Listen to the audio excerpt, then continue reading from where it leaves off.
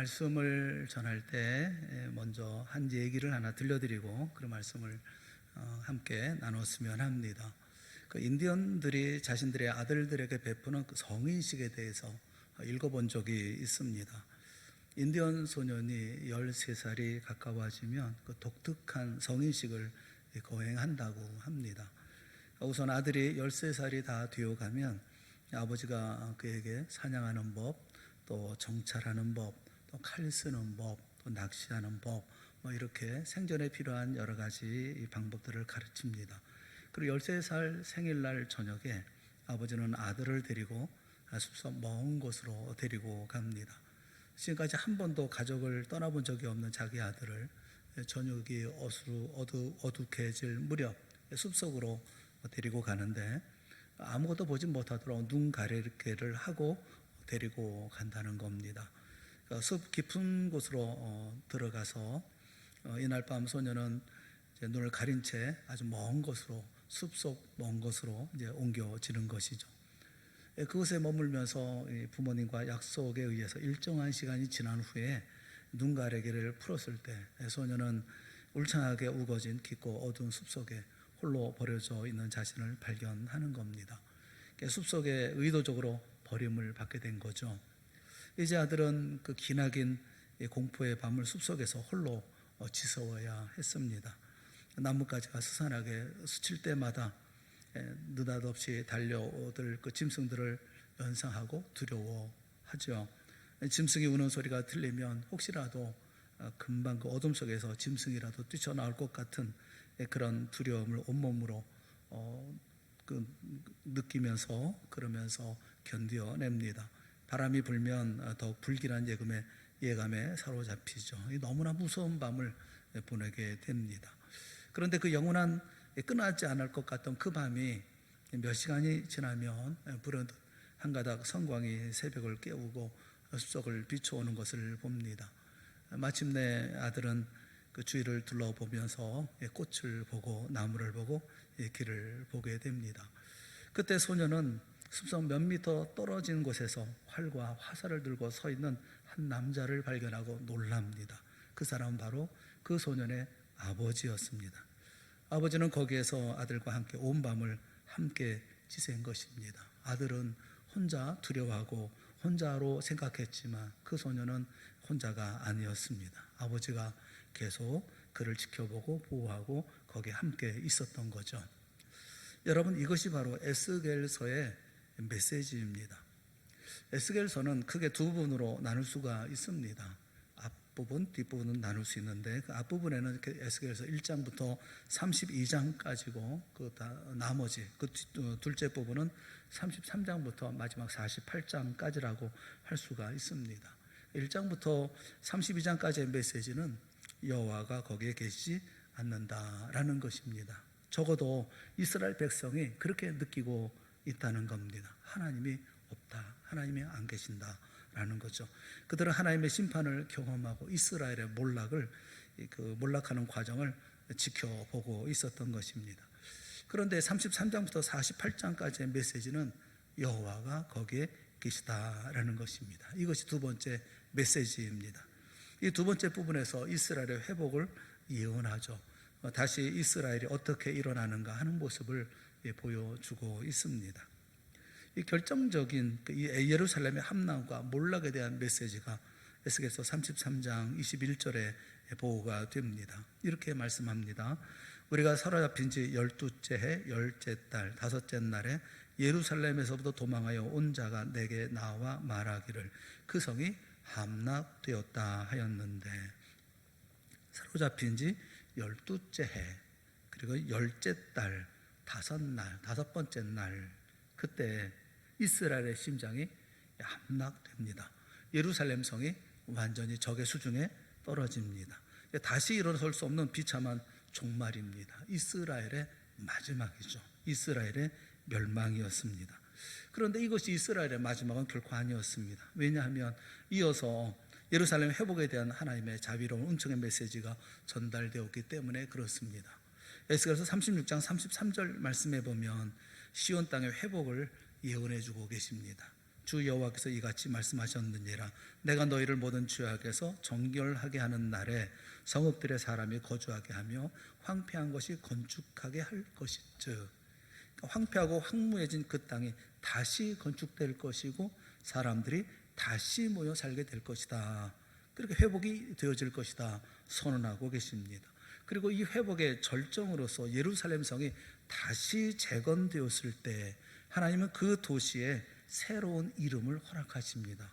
그 도시의 이름이 여호와 삼마라는 것입니다. 여호와 삼마, 여기 삼마라는 것은 거기때요. 거기라는 뜻입니다. 그러니까 여호와 삼마는 거기에 계신 하나님, 그곳에 계신 하나님, 그 속에 계신 하나님, 이라는 말과 같은 의미죠. 이 성을 그렇게 이름 지으신 하나님 자신의 이름이 또한 바로 거기에 계시는 하나님 여호와 삼마, 이렇게도 부릅니다.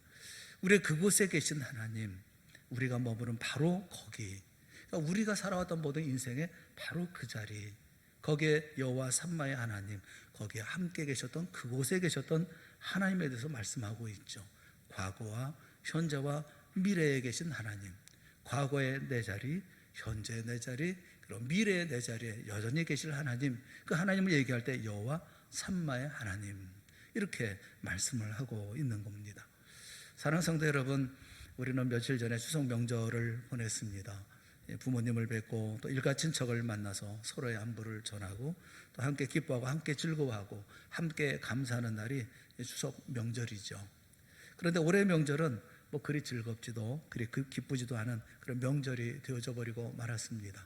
오지 말라 하시고 갈 수 없다 했던 그런 명절이었기 때문에 그렇습니다. 하지만 그럼에도 불구하고 우리가 잊지 말아야 할 것은 여전히 감사입니다. 피차 감사하면서 보낸 명절이었기를 바랍니다. 오늘 예배 가운데에도 그 감사를 잊지 말기를 바라는 겁니다.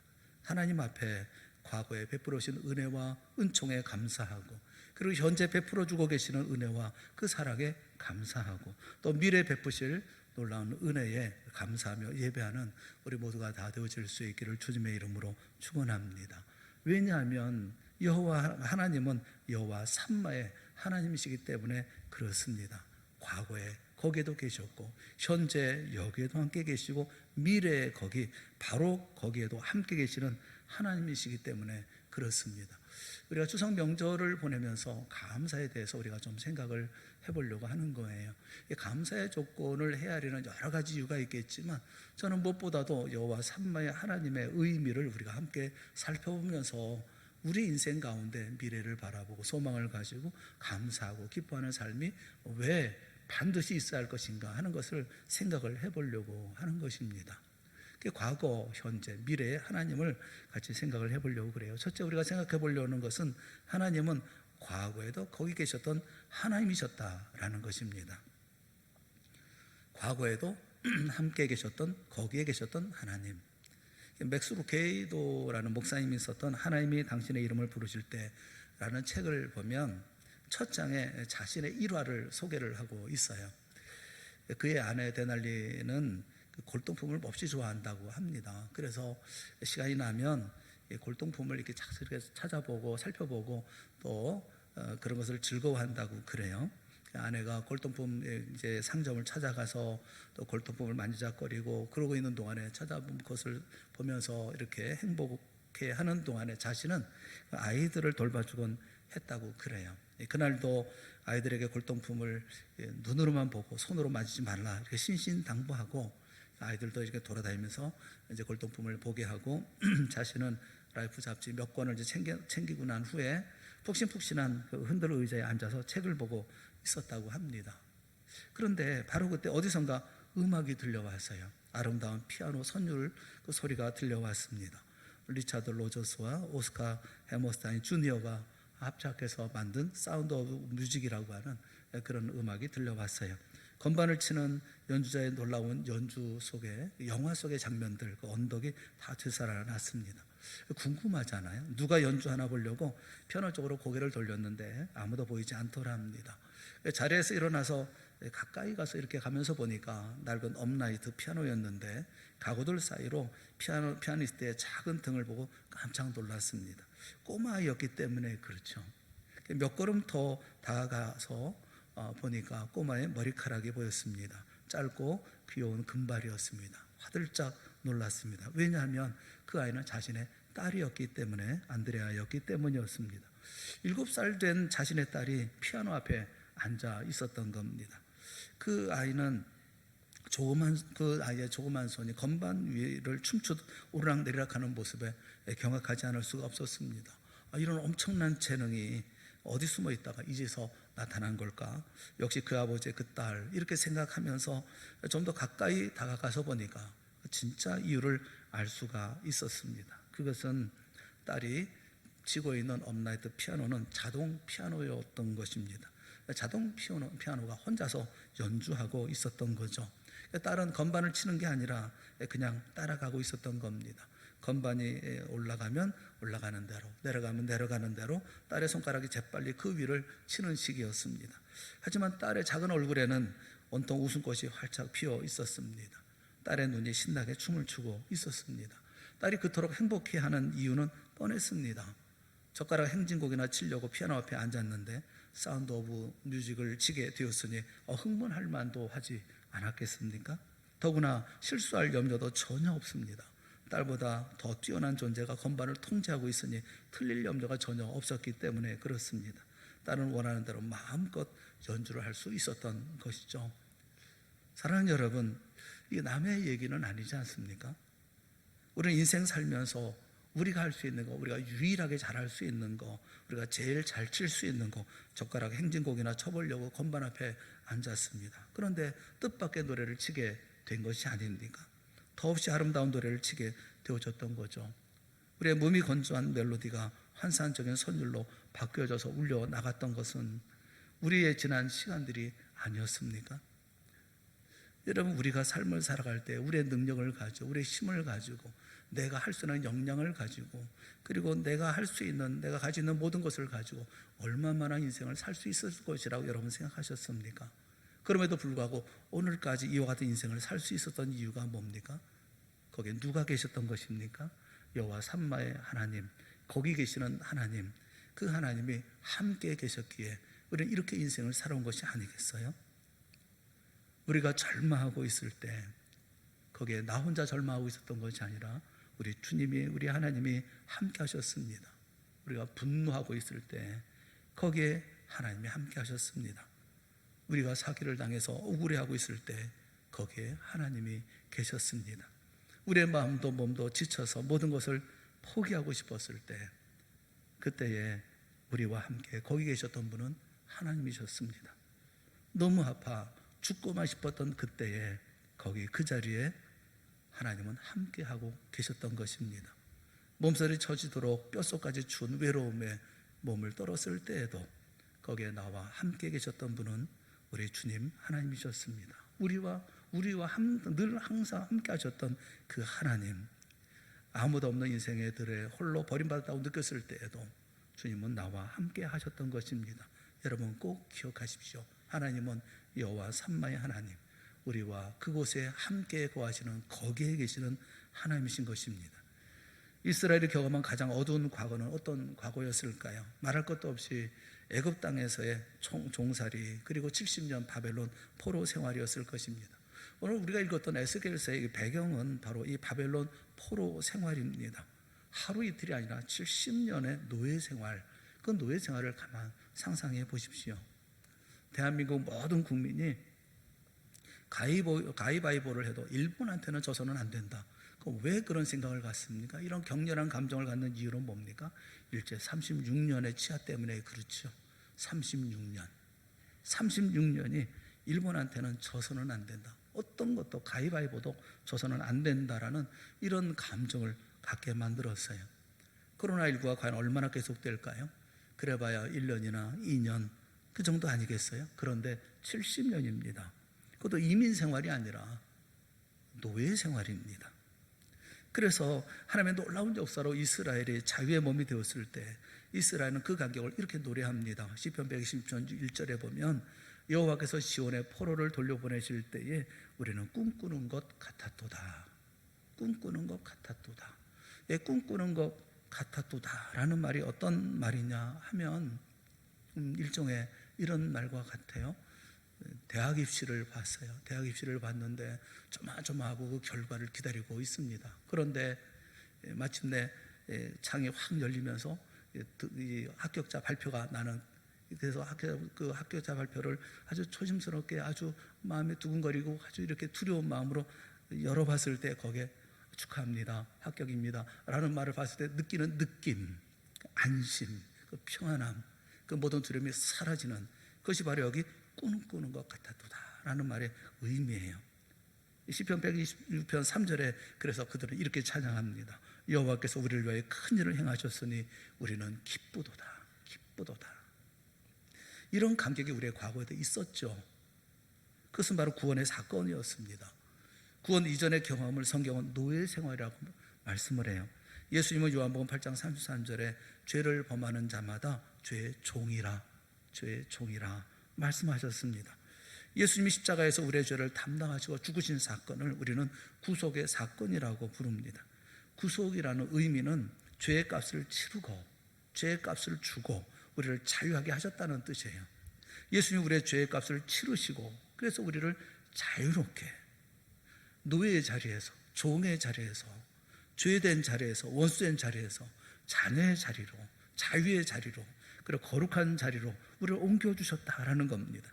하나님 백성들이 하나님께 감사하는 가장 큰 그 이유는, 원인은 바로 여기에 있죠.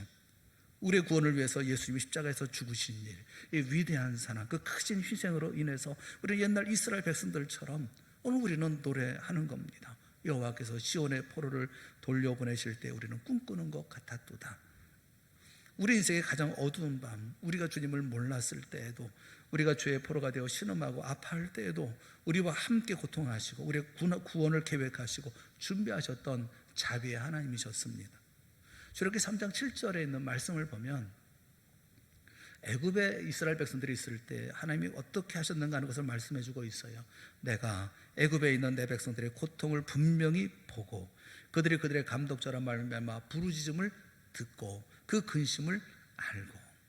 하나님은 보고 듣고 알고 계셨던 하나님이다 라고 말씀하고 있어요. 우리 어두운 밤에도 주님은 거기 계셔서 보고 듣고 알고 계십니다. 우리를 불러내실 때에도 거기 계셨습니다. 그리고 오늘날까지 젓가락 행진곡이 아니라 아름다운 명곡을 연주하게 하셨던 분은 여호와 삼마, 거기 계셨던 여호와 하나님이셨던 것입니다. 우리는 종종 너무 쉽게 잊어버리곤 합니다. 너무 쉽게 잊어버리고 삶을 살아갑니다. 어느 아메리칸 인디언 부족은 양심을 인간의 마음속에 있는 삼각형으로 형상화했다고 해요. 나쁜 짓을 했을 때 가슴이 떨리고 불편한 것은 마음속에 있는 양심, 그 삼각형이 회전하면서 그 모서리가 심장벽을 마구 찌르기 때문에 그렇게 여겼던 거죠. 그런데 인생 살면서 양심에 반하는 일을 반복하며 살다 보면 날카로웠던 모서리가 모두 닳아서 둥그러지고 심장벽에도 그 굳은 살이 생겨서 아픔을 느끼지 못하게 된다는 겁니다. 그래서 그들은 어린 아이의 심장은 삼각형으로, 어른의 양심을 원형으로 표시했다고 그래요. 여러분의 양심은 어떤 겁니까? 여러분의 마음은 어떻습니까? 양심에 손놓고 여러분 곰곰이 생각해 보세요. 지난 날 동안 나에게 주님께서 어떤 은혜를 베풀어 주셨는지, 어떤 은총과 사랑을 베풀어 주셨는지 여러분 오늘 기억하는 여러분 모두가 될 수 있기를 바랍니다. 여호와 삼마, 하나님은 나의 과거에 줄곧 계셨던 하나님이셨다라고 말씀해 주고 있는 거죠.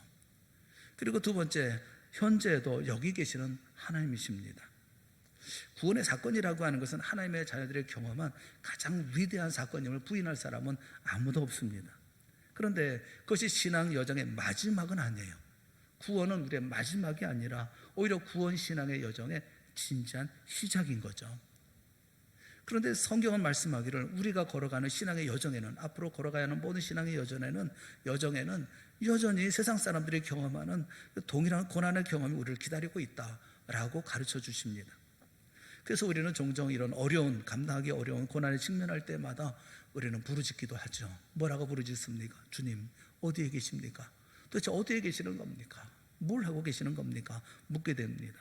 하지만 우리가 이렇게 푸념하다가 마침내 주님의 도우심으로 고난의 언덕을 넘었을 때 우리가 주님께 공통적으로 드리는 고백이 뭡니까? 주님 감사합니다. 거기 그렇게 역사하실 줄은 나는 전혀 몰랐습니다. 이렇게 고백하게 되지 않습니까? 야곱이 형 에서의 분노를 피해서 하란으로 가는 길, 외삼촌의 집으로 가다가 지쳐 잠든 그 베델의 들에서 하나님의 환성을 접하고 잠에서 깨어 일어나서 드린 고백이 무엇입니까? 여호와께서 과연 여기 계시거늘 내가 알지 못하였도다가 아니었습니까? 형 에서를 피해서 다급하게 도망하는 그 순간에도 하나님이 그와 함께 계셨습니다. 피곤해 지쳐 광야에 쓰러져 잠이 들었을 때도 하나님은 바로 거기에 계셨습니다. 그렇습니다. 우리가 몰랐을 뿐이지 주님은 거기에 계셨던 것입니다. 예수님 십자가에 돌아가신 후에 모든 희망을 접고 엠마오 길을 가던 두 제자가 있었습니다. 모든 상황 끝났다고 판단했습니다. 예수고 구원이고 이제는 과거의 착각일 뿐이라고 하늘을 향해서 냉소하고 길을 가던 두 제자 곁에 찾아와 소리 없이 동행하셨던 분이 계셨습니다. 실망과 좌절 속에 엠마오로 가는 두 제자와 함께 가셨던 분은 바로 우리 주님이셨습니다. 성경은 말씀하기를 그들의 눈이 가리워져서 그인 줄 알아보지 못하거늘이라고 말씀을 합니다. 우리가 몰랐을 뿐인 것입니다. 우리의 눈이 가려져 있었을 뿐입니다. 주님은 거기에 함께하고 계셨던 것입니다. 오늘 주님은 우리와 함께 하고 계시지 않습니까? 이스라엘 백성들이 광야 생활 중이었기 때문에 곡식이나 제대로 된 음식을 먹을 수가 없었습니다. 이들이 무엇을 먹었습니까? 만나를 먹었죠. 신앙적인 차원에서 만나를 먹는 것하고 그리고 음식을 먹는 것하고 어느 쪽이 더 감격스럽습니까? 만나가 더 기적적이고 감격적이지 않을까 싶어요. 그런데 실제로 만나란 비상식량이었습니다. 만나라고 하는 것은 그곳이 그곳 광야가 우리의 땅도 아니고 우리의 기업도 아니기 때문에 지나가야 하는 땅이기 때문에 하나님이 주신 비상식량일 뿐이었습니다. 만나가 내리는 곳에 있는 것보다 심고 거둘 곳이 있는 땅에 들어가는 것이 사실은 더 깊어지는 것이고 더 앞서가는 것이고 더 강건해지고 단단해지는 것입니다. 우리는 삶을 살아가면서 하나님의 기적적인 역사가 우리 가운데 펼쳐지기를 원합니다. 우리는 살아가면서 왜 하나님은 이렇게 역사를 하지 않을까 싶습니다. 우리는 그런 것을 체험하기를 원하고 또 그런 것을 간절히 소망하기도 합니다. 신앙 초기에는 기도하면 병이 낫는 처음의 간증들이 많습니다. 마치 만나를 먹는 것 같습니다. 낮에는 구름기둥, 밤에는 불기둥으로 인도하십니다. 그런데 여러분, 가나안 땅에 들어와서는 그게 더 이상 필요가 없어지는 것입니다. 왜 그렇습니까? 하나님이 기적을 안 베풀어서가 아니라 그것이 필요 없는 곳에 와 있기 때문에 그렇습니다. 이 부분이 우리에게는 정말 중요한 것입니다. 우리 모두는 다 죄의 노예였고 죄의 종이었던 자리로부터 이제 하나님의 품 안으로 들어왔습니다. 그 과정 가운데 얼마나 많은 기적이 필요했을까요? 얼마나 많은 이적이 필요했을까요? 얼마나 많은 훈련이 필요하고 얼마나 많은 깨달음이 필요했을까요? 그런데 이제 하나님의 놀라운 구원의 놀라운 역사 속에 우리는 하나님의 품 안에 들어왔습니다. 그리스도 안에 들어왔습니다. 이 안에 들어와서 우리는 다른 열매를 얻습니다. 그것은 바로 사랑과 희락과 화평과 오래 참음과 자비와 양성과 충성과 온유와 절제의 열매를 우리는 얻습니다. 여기서만 우리는 생명을 그리고 진리를 영혼을 봅니다. 이것은 이 땅에서만 맺히는 우리가 머문 이 땅에서만 맺히는 열매들인 것입니다. 그리스도 안에서만 맺혀지는 것들입니다. 그것이 오늘 나의 현재의 자리이고 오늘 내가 머물고 있는 바로 이 땅인 것입니다. 그래서 오늘 우리는 이런 열매들을 맺을 수 있는 땅, 그 영역에 들어와 있다는 것을 감사하는 것이고 우리가 심었던 것을 거둘 수 있다는 것에 대해서 감사해야 하는 것입니다. 오늘 오직 나를 향하여 집중하시는 주님의 깊은 관심과 사랑의 눈길을 여러분 느끼십니까? 우리는 양떼를 볼 때 말 그대로 떼를 봅니다. 넓은 들판에 펼쳐져 있는 양물이 우리는 그냥 양들을 보는 겁니다. 우리 눈에는 다 그 양이 그 양입니다. 다 똑같습니다. 그런데 목자는 그렇지 않습니다. 목자에게는 모든 양이 다 다릅니다. 얼굴 하나하나가 다 특별합니다. 얼굴 하나마다 이야기 하나씩이 있습니다. 양 한 마리 한 마리 이름이 있고 양 한 마리 한 마리 살아온 인생 스토리가 있습니다. 슬픈 눈을 가진 녀석은 장동건이고 귀가 짝짝인 녀석은 정지현이고 다리에 검은 반점이 있는 조그만 녀석은 유재석이고 목자는 자기 양들을 알고 일일이 그 이름을 다 부릅니다. 우리는 군중을 봅니다. 말 그대로 무리를 봅니다. 우리는 사람이 아닌 사람들을 봅니다. 인간들의 무리, 얼굴들의 집합, 이것이 우리가 보는 것입니다. 그런데 선한 목자는 그렇지 않습니다. 그분에게는 모두가 다 얼굴들이 다 다릅니다. 얼굴 하나하나마다 이야기 하나씩이 다 있습니다. 얼굴 하나하나마다 하나님의 자녀 하나씩이 다 있습니다. 그 자녀마다 이름이 다릅니다. 슬픈 눈을 가진 저 녀석은 태선이고, 눈썹이 짝짝이인 녀석은 진수고, 또 발을 절룩거리는 어린 녀석은 재성이고, 선한 목자는 자기 양들의 이름을 일일이 다 알고 부릅니다. 선한 목자는 바로 이렇게 나를 아십니다. 나의 이름을 아십니다. 내 인생을 아시고 내 인생 스토리를 아십니다. 그리고 내 이름을 절대 잊지 않으십니다. 이사야서 49장 16절 말씀에 보면 내가 너를 내 손바닥에 새겼고 라고 말씀합니다. 나의 이름이 하나님의 손바닥에 새겨져 있습니다. 나의 이름이 하나님의 입술에 있습니다. 나의 이름이 특별한 곳에 적혀 있는 것을 본 적이 있지요. 이를테면 상장이라든지 졸업장이라든지 아니면 감사패라든지 상패 위에 그 이름이 있을 때가 있지요. 하지만 내 이름이 하나님의 손바닥에, 그 다음에 입술 위에 있다고 말씀합니다. 그리고 그 입술로 계속 내 이름을 속삭이듯 부르십니다. 지금 이 순간에도 주님은 나의 이름을 부르고 계십니다. 사랑하는 성도 여러분, 예수님이 이렇게 말씀하셨죠. 요한복음 5장 17절 말씀에 예수께서 그들에게 이르시되 내 아버지께서 이제까지 일하시니 나도 일하신다 하시매, 내 아버지께서 이제까지 일하시니 나도 일한다 말씀하십니다. 코로나19 시대이기 때문에 주님은 잠시 비대면으로 우리에게 일을 하실까요? 그럴 리 없습니다. 지난번에 장로님들과 용어를 좀 정리를 했습니다. 그것은 대면 예배, 비대면 예배라는 용어입니다. 대면 예배, 비대면 예배, 이게 맞는 용어인가? 이 세상에서는 그렇게 얘기할 수 있죠. 대면 예배, 비대면 예배 뭐 이렇게 얘기할 수 있지만 생각해 보면 예배에 비대면이 있을 수는 없잖아요. 우리가 사람 얼굴 보자고 이게 모인 겁니까? 우리가 하나님의 얼굴 뵙고 하나님 뵙자고 모인 거 아닙니까? 그런데 그 가운데 예배 비대면이 있을 수가 있습니까? 하나님 앞에 드리는 예배에 하나님과 대면, 비대면 이런 말이 성립되지 않죠. 언제나 예배는 하나님과 대면하여 드리는 겁니다. 그것이 예배죠. 그래서 저희들은 예배를 대면, 비대면 예배로 부르지 말자. 그것은 성경적이지도 않고 신앙인이 부를 이름도 아니고 세상 사람들이 얘기하는 거지 우리는 그렇게 부르면 안 되겠다. 그래서 정리를 했어요. 현장 예배, 영상 예배. 현장에서 하나님을 바라보고 예배드리고 영상으로 하나님을 바라보고 예배드리고, 이게 맞는 게 아닐까. 현장 예배, 영상 예배. 여러분, 코로나19 시대이기 때문에 우리는 하나님을 향해서 대면하고 비대면합니까? 그처럼 주님께서 코로나19 시대이기 때문에 우리를 비대면으로 대하시겠습니까? 주님은 지금도 일하십니다. 여전히 우리와 대면하시고 어제 그러셨던 것처럼 오늘도 우리에게 사랑의 일, 희생의 일, 섬기는 일, 십자가의 일을 행하고 계십니다. 하나님은 오늘도 여기에 계시는 여호와 삼마의 하나님이시기 때문에 그렇습니다. 현재 내가 있는 그 자리, 그리고 내 이름을 불러주시면서, 그리고 가슴 깊이 나를 사랑하시고 그리고 동행하시고 그것을 기뻐하시는 여호와 삼마의 하나님이심을 꼭 믿는 우리 모두가 될 수 있기를 주님의 이름으로 축원합니다. 마지막으로 한 가지는 하나님은 미래에도 거기 계시는 하나님이시라는 사실입니다. 에스겔 선지자는 에스겔서의 대단원을 마무리하는 마지막 구절에서 지금 회복된 예루살렘의 환상을 보고 있는 겁니다.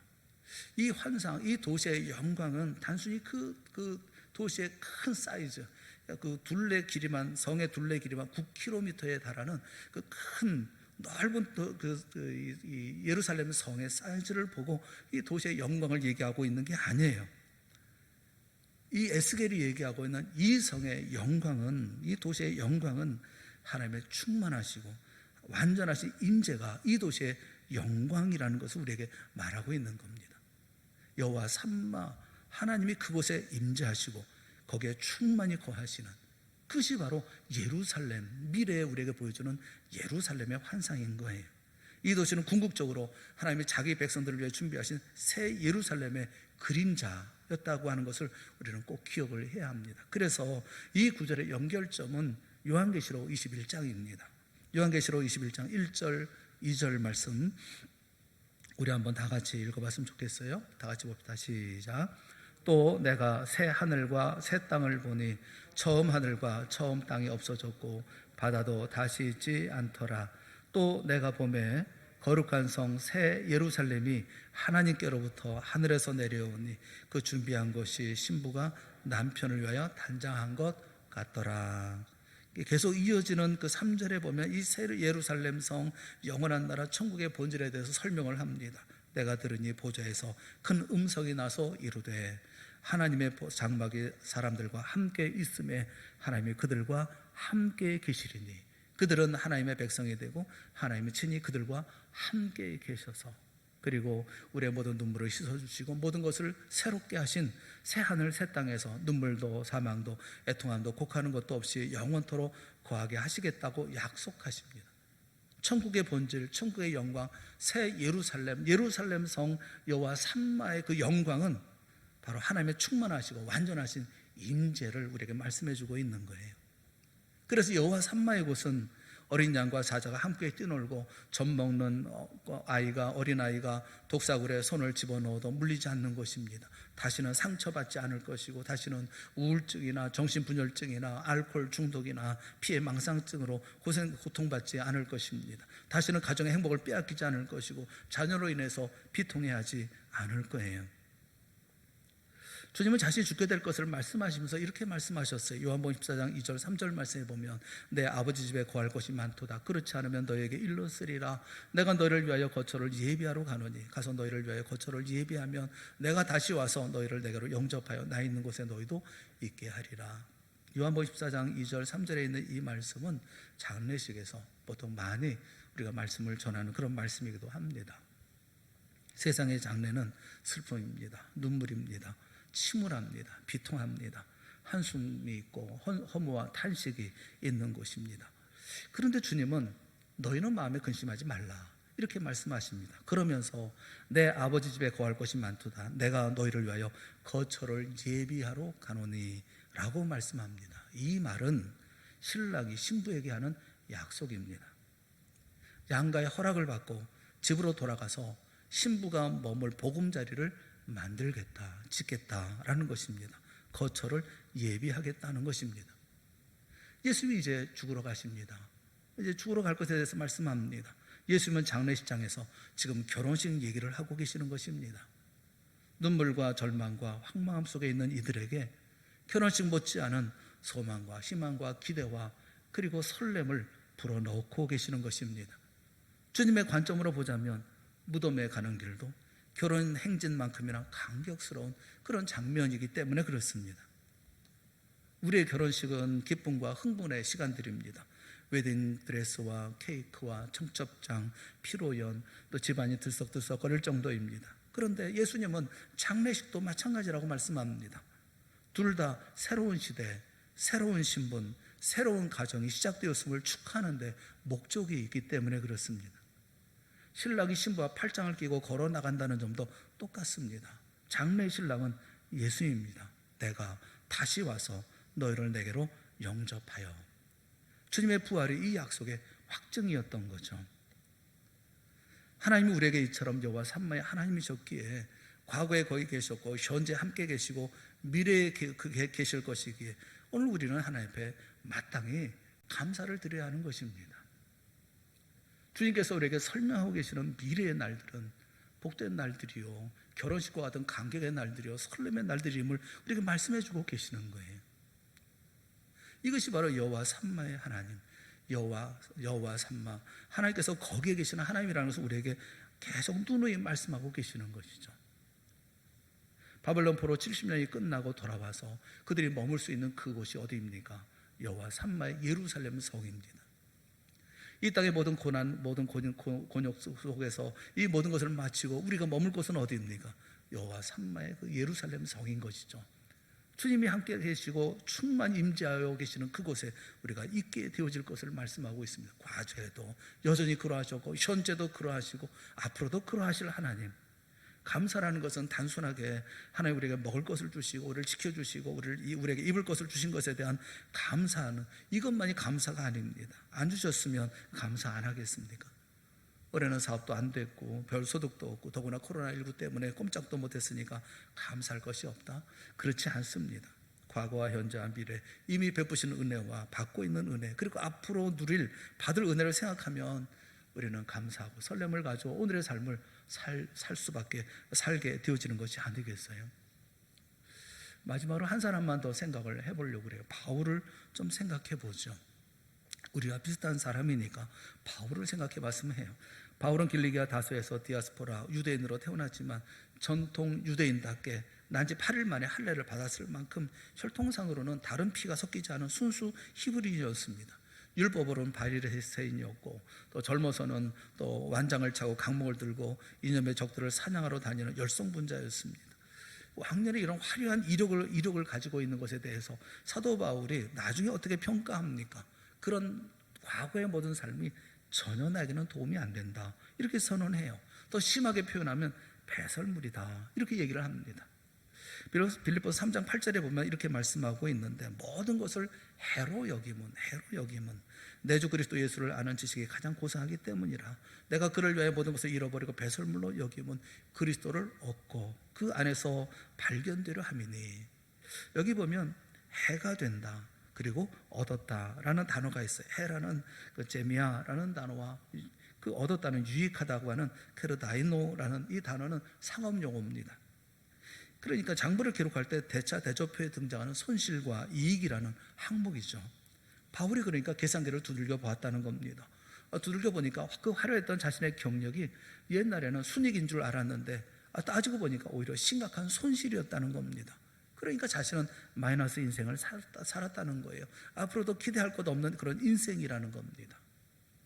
그런 바울이었지만 고린도후서 5장 17절에 보면 하나님은 그러죠, 누구든지 그리스도 안에 있으면 새로운 피조물이라, 이전 것은 지나갔으니 보라 새 것이 되었도다 말씀하시면서 소실뿐인 인생의 바울을 보호하시고 인도하시고 변화시켜서 하나님의 사람으로 살게 하여 주셨던 것입니다.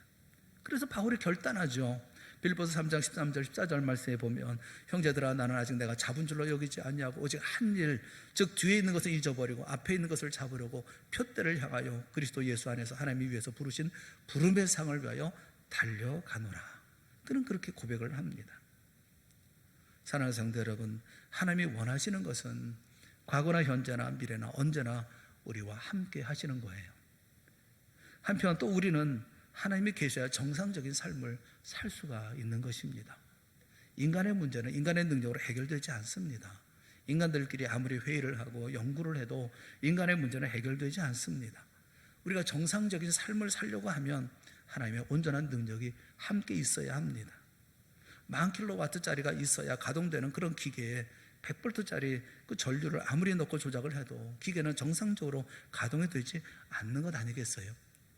과거와 현재와 미래를 주님이 우리와 함께 계시기에 오늘 우리는 오늘의 삶을 살 수가 있고, 그리고 소망을 품고 감사하고 힘을 내어 앞으로 나아갈 수 있는 것이 아니겠습니까? 정상적으로 사랑하고 정상적으로 죄를 이기고 정상적으로 아름답게 삶을 살아갈 수 있었던 것은, 그렇게 살 수 있는 것은 여호와 삼마, 거기에 계시는 하나님이 계시기 때문에 그런 것이죠.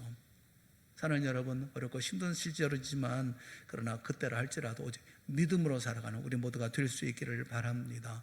감사하며 삽시다. 소망을 가지고 삽시다. 미래를 바라보고 삽시다. 오늘도 우리에게 주어진 소명에 응답하며 살아가는 우리 모두가 될 수 있기를 바라는 거예요. 하나님은 어제 우리와 함께 계셨습니다. 하나님은 오늘 우리와 함께 계십니다. 하나님은 여전히 내일 우리와 함께 계실 것입니다. 설렘을 가지고 하루를 살았으면 좋겠어요. 내일을 바라보고 소망을 가지고 살았으면 좋겠어요. 믿음을 가지십시오. 주님께서 어제 역사하셨던 것처럼 오늘 우리와 함께 하시는 것처럼 내일도 역사해 주실 줄을 믿습니다. 힘내어 내일 향해 달려나가는 그런 믿음의 놀라운 역사를 이루어나가는 동산의 모든 성도들이 다 되어질 수 있기를 주님의 이름으로 축원합니다. 함께 기도하겠습니다. 사랑의 하나님 아버지, 은혜를 감사합니다. 우리에게 베푸신 하나님의 사랑을 다시 기억하는 저희 모두가 되게 하여 주시옵소서. 주님의 은혜 아니었으면 오늘 우리가 어찌 있을 수가 있는 것입니까? 주님의 인도하심과 주의 도우심과 주의 위로와 격려와 주님께서 길을 열어주시고 함께 해주시고 힘을 주시고 능력을 주셨기에 넘어졌다 일어나고 주저앉았다 다시 서서 주의 일을 감당했던 것이 아닙니까? 하나님 아버지, 우리에게도 이와 같은 오늘을 허락하시고 내일도 그런 날을 허락하여 주실 줄을 믿습니다. 믿음을 가지고 내일을 바라보게 하시고 여전히 믿음의 놀라운 역사를 이루어 나가기를 주저하지 않는 우리 동산의 모든 성도들이 다 되어질 수 있도록 이 시간 큰 은혜 베풀어 주시옵소서. 여호와 삼마의 하나님, 그 하나님을 절대 잊지 아니하고 또 다시 한번 일어나 주님을 바라보는 우리 모든 성도들이 되어질 수 있도록 이 시간 큰 은혜 베풀어 주실 줄을 믿사옵고 예수님의 이름으로 기도드리옵나이다. 아멘.